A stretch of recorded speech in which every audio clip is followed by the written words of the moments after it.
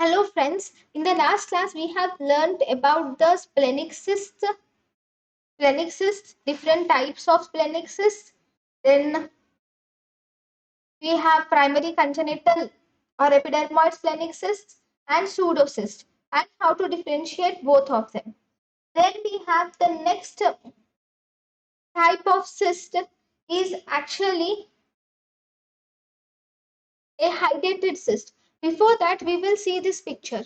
This picture is given in diagnostic ultrasound rumac. So this is actually a cyst with calcification. You can see the calcified wall is seen surrounding it, and you can see the anechoic lesion which is seen. Okay, and also there are some. This is anechoic lesion. There are some solid parts are also present, solid component is also present in this system. So obviously, if you see calcified wall anechoic with solid components, so all this will converge to a complex system.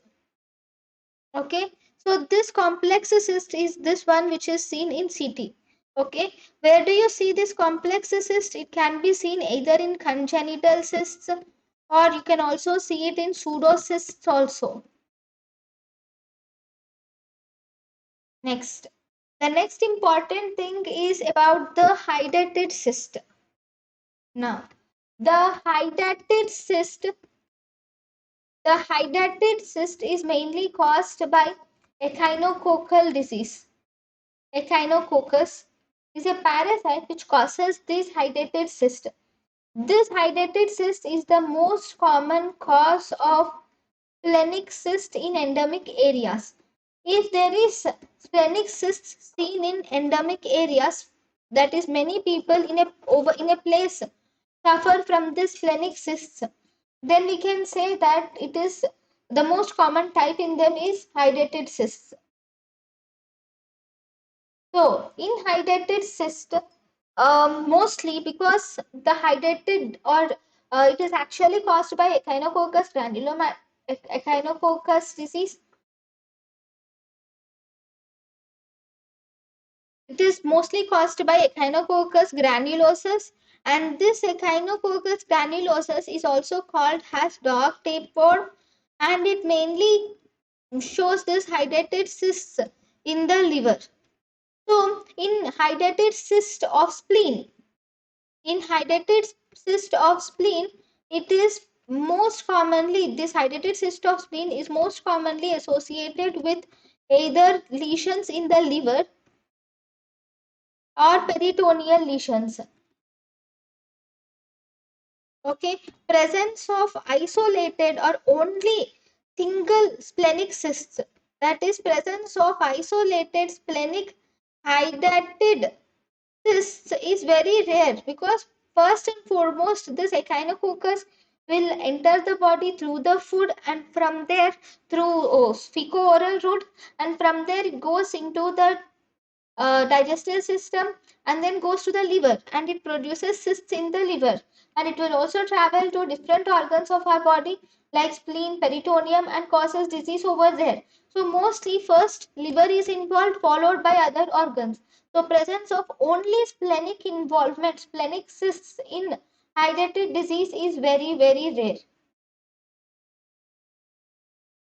Then this hydatid cyst can be either simple cyst or it can be complex cysts, and sometimes you can also see the daughter cysts also. Even sometimes plus or minus daughter cysts, that is daughter cysts may be present or may not be present. Then how are you going to diagnose the patient? Diagnosis is mainly by history, you can see, and if there is any serological testing, you can do antibody testing for hydatid disease, or you can do obviously the imaging or ultrasonographic appearances. But what is a confirmatory diagnosis? Confirmatory diagnosis is you will have to aspirate the cyst, that is percutaneous fine needle. Percutaneous fine needle aspiration is done and it is confirmatory.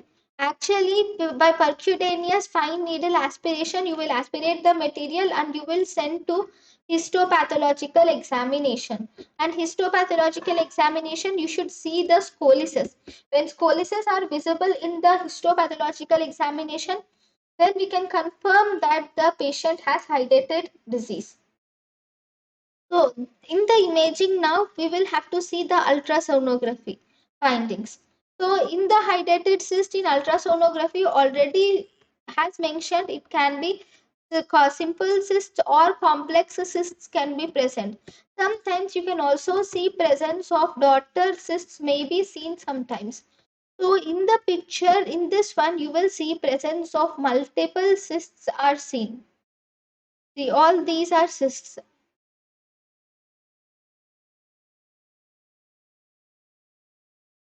Okay, see this one you can see bigger cysts and you can see this daughter cyst also. Okay, so see this is the spleen law. You can tell this one is one cyst and these small are actually daughter cysts. We can tell like that. Okay, this is one bigger hydatid cyst with multiple daughter cysts are seen.